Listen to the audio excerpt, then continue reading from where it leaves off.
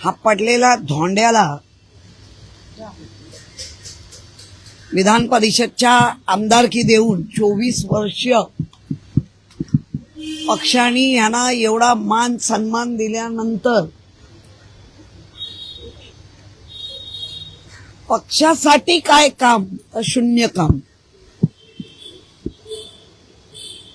आणि जिथे पाव तिकडे धाव या बाईंचं वागणं आहे. ज्या सामाजिक काम करत मोठ्या होत आहेत तृप्ती देसाई, त्यांनी जो आरोप केलाय ते आता म्हणतात मी प्रूफ देते,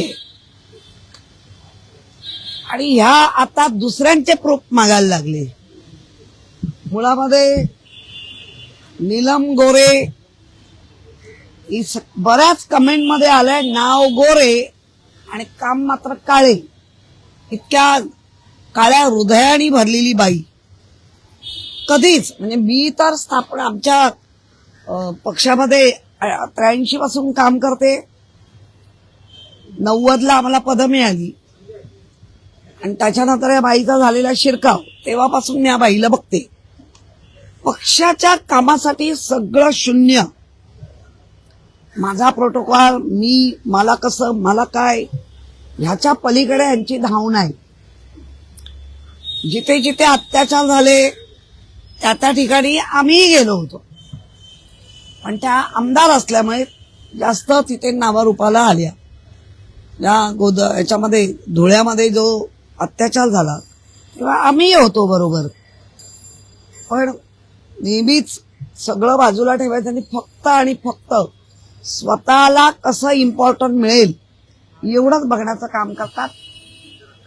आज जेव्हा त्यांच्या पूर्ण अंगाशी आल्यावर या कॅप्टन खरात, आता कॅप्टन खरातचे विविध प्रकार आपल्या समोर येतात. महिलांवर अत्याचार तर आहेच, पण मंत्री पद कसं मिळवून द्यायचं आणि त्याच्यासाठी रक्त कसं व्हायचं आणि त्याच्यासाठी आपला लाभ कसा करून घ्यायचा, अशा अनेक मंत्री त्यांना भेटले.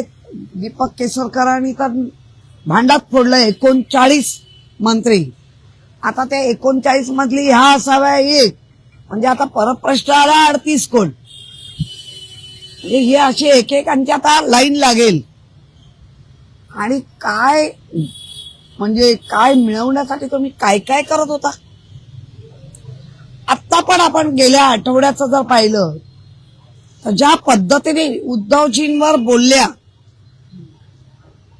अख्ख्या आणि वर त्यांना माहिती आहे की आपली आता थू थू होणार, आणि वर बोलतायत की आता मला ट्रोल होईल.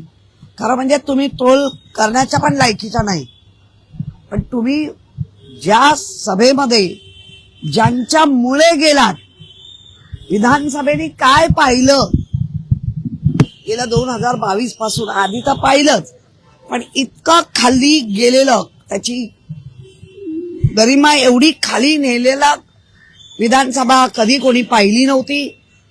ती विधानसभा त्यांनी 2022ला 20 जून 2022 सभागृहाने पाहिलं.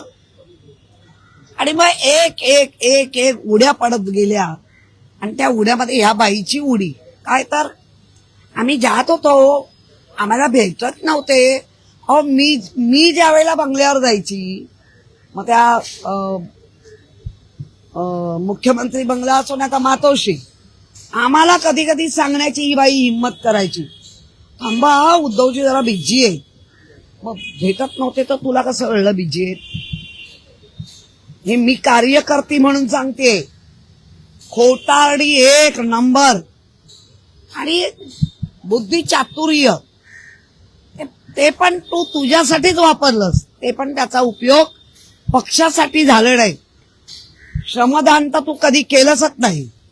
त्यामुळे एक देखीलच खोटं बोलणारी बाई जर कोण असेल, मला एकदा आठवतं, मी त्यांच्या गाडीत होती आणि एका पोलिसांनी फक्त उठला नाही, त्याचं लक्ष नव्हतं, तरा तरा केबिन मध्ये गेल्या, फोन लावला, त्याला वर बोलवलं, त्याच्या वरिष्ठाला वर बोलवलं, आणि इतक्या अद्वता त्याला बोलल्या, तेव्हा माझ्या आणखीन लक्षात आलं, अरे बापरे, यांचे एवढे मोठे युगो आहेत, हे एवढं मान अपमान, याचा अर्थ यांना एवढंच हवं होतं.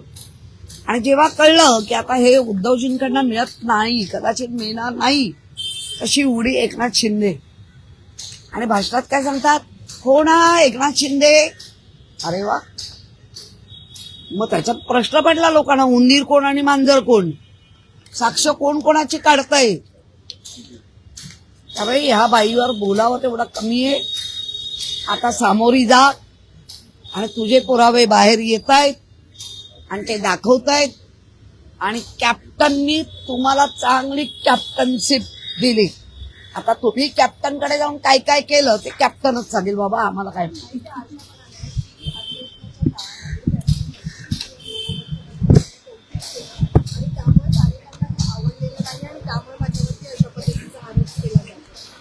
मुळात मुख्यमंत्री आणि उपमुख्यमंत्री निरोप समारंभाच्या वेळी जे करतात त्याला जर ह्या मोठ्या स्वतःचं एक क्रेडिट किंवा काय म्हणतात त्याला, काहीतरी मला चांगलं, तर मग त्याच्यावरच कळतं नाही केवढा येडपटपणा आहे. केलं ना मुख्यमंत्री आणि उपमुख्यमंत्र्यांनी, सर्वांसाठी केलं, तुझं पण केलं. आणि आम्हाला पोटदुखीचा काय प्रश्न, कोणालाच. तुझं पोट एवढं आहे की तुझं ते भरतच नाहीये, त्यामुळे पोटदुखीचा काय प्रश्नच येत नाही.